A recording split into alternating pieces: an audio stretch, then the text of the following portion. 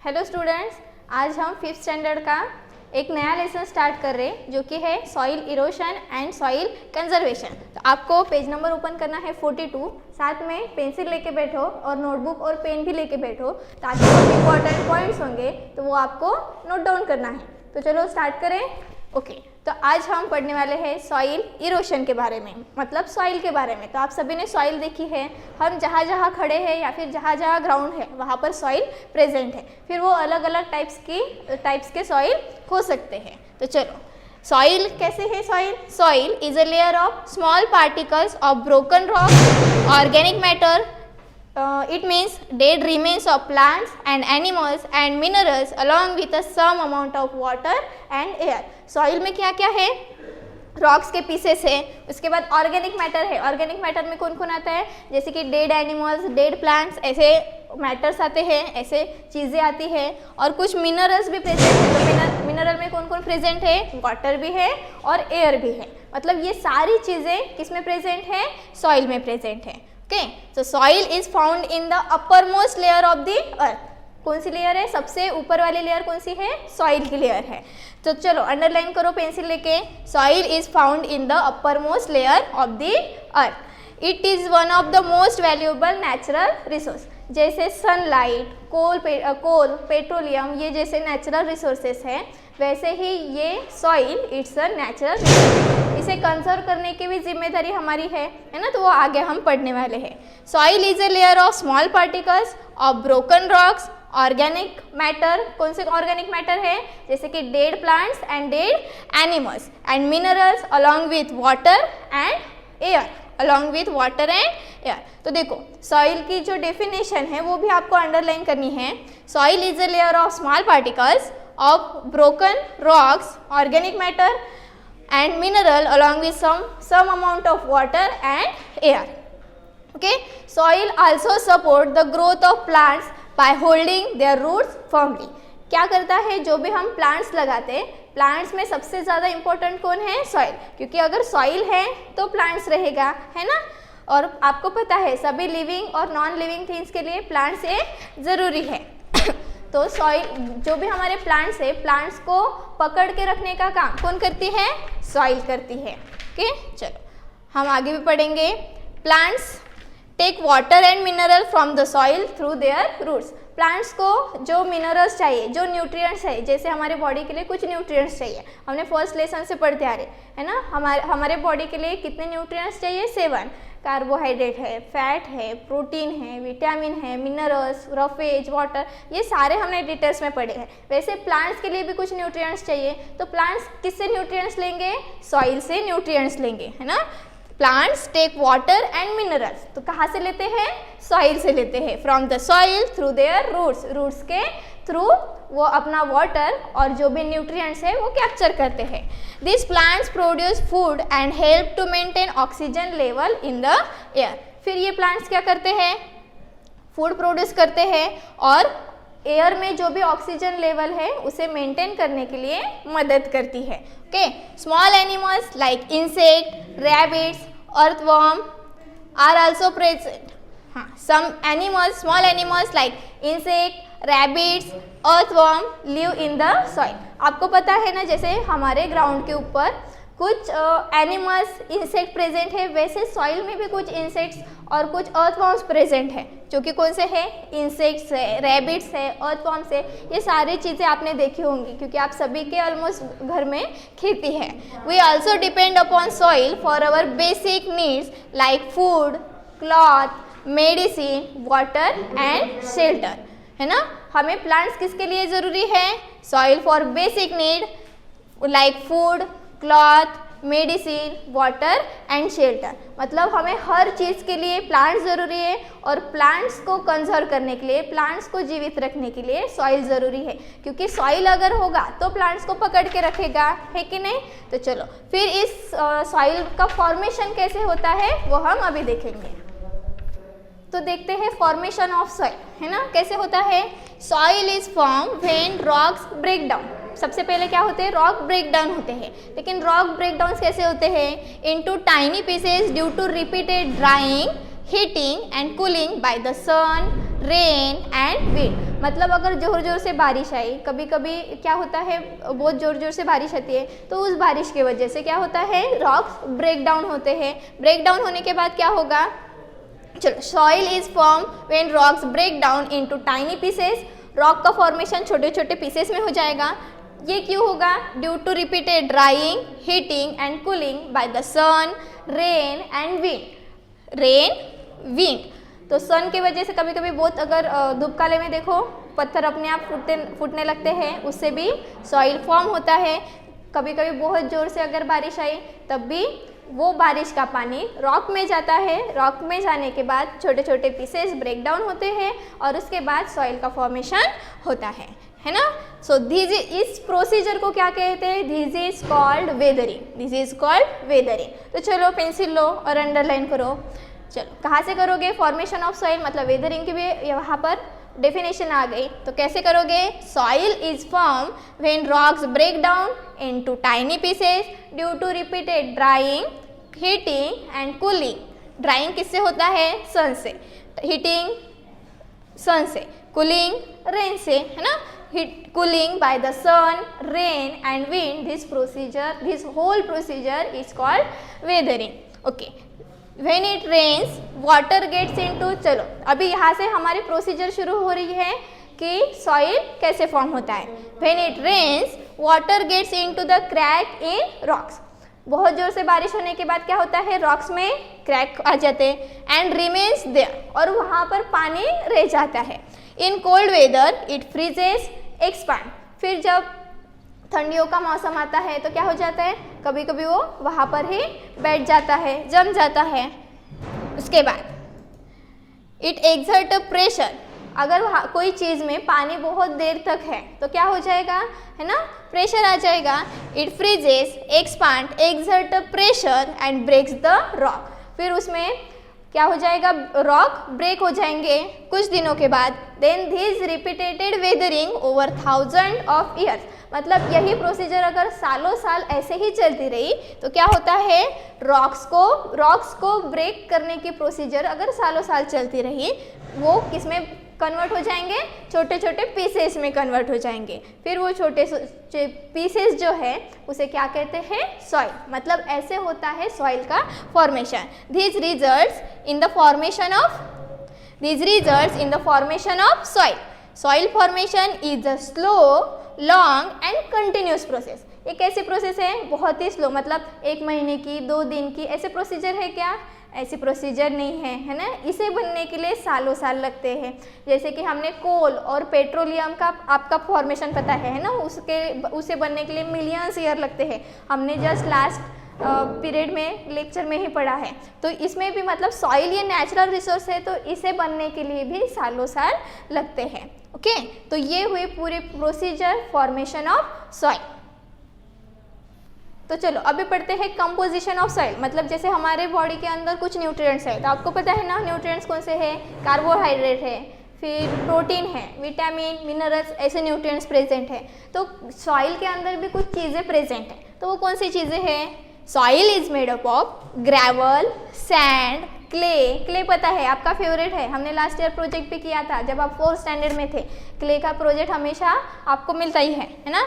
Moisture, water and humus. Soil is also contains air, और भी क्या है, इन सारे चीज़ों के साथ साथ क्या है, एयर भी है, मिनरल्स भी है और कुछ माइक्रो ऑर्गेनिज्म भी है। माइक्रो ऑर्गेनिज्म में पता है ना आपको कौन कौन आते हैं, बैक्टीरिया और fungi and other living organism like worm and insect. अभी बताया ना मैंने आपको कि कुछ सॉइल में कुछ वर्म्स और इंसेक्ट भी प्रेजेंट होते हैं, है ना। तो ये है कंपोजिशन ऑफ सॉइल। तो अभी हम देखेंगे यूजेस ऑफ सॉइल। तो आपको यूजेस तो बहुत सारे यूजेस ऑलरेडी एक्सप्लेन हुए हैं, लेकिन फिर भी हमें सिलेबस में कुछ स्पेसिफिक दिया है। तो यूजेस तो काफ़ी सारे यूजेस है सॉइल के, है ना। तो चलो हम अभी स्टडी करेंगे uses of soil. Some of the uses of soil are as follow. चलो फर्स्ट यूज, अच्छा जो हमने कंपोजिशन पढ़े तो वो आपको नोट डाउन करनी है आपके बुक में। उसके बाद plants grow in soil as it provide optimum condition for the growth. क्या करता है प्लांट्स, प्लांट्स किस में ग्रो करता है? सॉइल में। इसलिए प्लांट्स ग्रो करने के लिए soil it is most important thing for the plants and living organism. अभी लिविंग ऑर्गेनिज्म के लिए कैसे? क्योंकि हम भी तो प्लांट्स के ऊपर ही डिपेंड है कि नहीं। तो चलो, next use is soil provides useful minerals to the plants, है ना। जैसे हमारे कुछ फ्रूट्स, एनिमल्स हमें कुछ मिनरल न्यूट्रिएंट प्रोवाइड करते हैं, कुछ फूड न्यूट्रिएंट प्रोवाइड करते हैं, तो वैसे ही प्लांट्स को उनका न्यूट्रिएंट कौन प्रोवाइड करता है? सॉइल प्रोवाइड करते हैं। चलो, तो third use is forest. Third use is forest. Now the third use is forest trees grow in soil and are essential for the wildlife and in bringing rain। तो forest का use भी आपको पता है। फॉरेस्ट कहाँ पर होगा? ज़मीन पर होगा, और ज़मीन में क्या है? सॉइल है, इसलिए सॉइल का यूज फॉरेस्ट में भी होता है। The presence of micro organism in soil makes it fertile. फिर अभी पता है ना आपको कि कुछ इंसेक्ट, कुछ वर्म्स हमारे ज़मीन के अंदर प्रेजेंट होते हैं। तो ये क्यों होते हैं? कि उनकी सॉइल की फर्टिलिटी उनको पकड़ के रख सकता है, इसलिए कुछ वर्म, इंसेक्ट हमारे सॉइल के अंदर भी प्रेजेंट होते हैं, और ये बहुत ही इम्पॉर्टेंट है। तो चलो, नेक्स्ट यूज क्या है? Foods like cereals, pulses, fruits and vegetables are obtained from the plants. किससे आते हैं? सीरियल्स, पल्सेस, फ्रूट्स, ये सारे चीज़ें हमें प्लांट से आते हैं। और प्लांट्स हमें क्या दे? प्लांट किसके लिए ज़रूरी है? सॉइल के लिए। मतलब प्लांट्स और सॉइल एक दूसरे के बिना नहीं हो सकते, क्योंकि हमें सॉइल में ही प्लांट लगाना होता है ना। तो चलो, आपके इसके बाद आपको जो दो क्वेश्चंस है, मल्टीपल चॉइस क्वेश्चन यहाँ पर दिए हैं, जो कि पेज नंबर 43 के ऊपर है, तो वो आपको नोटबुक में राइट डाउन करने हैं, है ना। तो फर्स्ट क्वेश्चन कौन सा है? Rocks break into smaller pieces due to. यहाँ पर 3 ऑप्शंस है, ऑप्शन में टिक करना है, साथ ही में ये क्वेश्चंस आपको नोटबुक में भी लिखना है। तो second question is soil supports the growth of plant by holding there. किसके थ्रू प्लांट्स होल्ड करके रखता है? उस पार्ट का नाम बताना है आपको। कुछ ऑप्शंस दिए हैं, तो वो आपको मैंने पढ़ाया है, उसके अंदर से आपको अच्छे से समझ के लो, फिर आपको क्वेश्चन का आंसर आ जाएगा। ओके, तो अभी हम देखेंगे soil profile. Now soil profile. तो सॉइल प्रोफाइल देखो, soil is made up of different 3 layers. कितने लेयर्स होते हैं? 3 लेयर्स होते हैं, और वो भी अलग अलग हैं। This layer contains particles of different sizes. तीनों लेयर में कैसे है? 3 लेयर्स है, और तीनों लेयर में डिफरेंट साइजेस के पार्टिकल्स है। The layers of soil form a soil profile. फिर ये तीनों मिलकर जो फॉर्म कर रहे हैं वो उसे कहते हैं soil profile. Okay, it has a 3 layers once about the other. मतलब पहली लेयर, उसके बाद दूसरी, और इसके बाद तीसरी, ऐसे 3 लेयर्स है, और 3 लेयर्स के डिटेल जो है अब अभी देखेंगे। तो चलो, फर्स्ट लेयर कौन सी है? Top layer, top side. कौन सी है? Top side. आप बुक ओपन करने के बाद यहाँ पर देख सकते हो, वहाँ पर आपको टॉप साइड दिखाई दे रही है। इस इमेज में आपको दिखाई दे रहा है जो ऊपर की लेयर है, जो हम अपने आंखों से देख सकते हैं, उसे कहते हैं टॉप साइड। फिर टॉप साइड कैसी है? The upper most layer of the soil is called top side. चलो अंडरलाइन करो पेंसिल लेके। The upper most layer of the soil is called top soil. उसके बाद almost all agriculture activities are done in this layer. सभी जितने खेती के काम हैं वो इस लेयर में आ जाते हैं। कौन सी लेयर पढ़ रहे हैं हम? Top soil. Okay, it contains tiny particles of sand, clay, humus, moisture and air. फिर इस जो लेयर है टॉप सॉइल में, टॉप सॉइल का कंपोजिशन कौन कौन है? कौन कौन कंटेन्स होता है? Sand, clay, humus, moisture and air. ये सारी चीज़ें टॉप सॉइल के अंदर प्रेजेंट होती है। Then humus makes the soil fertile. फिर ये ह्यूमस नाम का जो कंटेंट्स सॉइल में प्रेजेंट है, क्या करता है? सॉइल को फर्टाइल करता है, मतलब उसकी सॉइल की फर्टिलिटी पकड़ने का काम करता है। Plants get essential nutrient from this layer. Plants को जो भी इसेंशियल न्यूट्रिएंट्स चाहिए, जैसे हमारे बॉडी के लिए चाहिए वैसे ही प्लांट्स के लिए चाहिए, तो प्लांट्स के सॉइल के 3 लेयर में से इस लेयर से सबसे ज़्यादा न्यूट्रिएंट प्लांट्स को पहुंचते हैं। ओके, तो नेक्स्ट इज सबसॉइल। तो तो नेक्स्ट लेयर इज सब सॉइल। तो सब सॉइल देखो, द सेकंड लेयर, इसलिए क्या हो जाएगी, सेकंड लेयर है। The second layer of the soil is called सब सॉइल।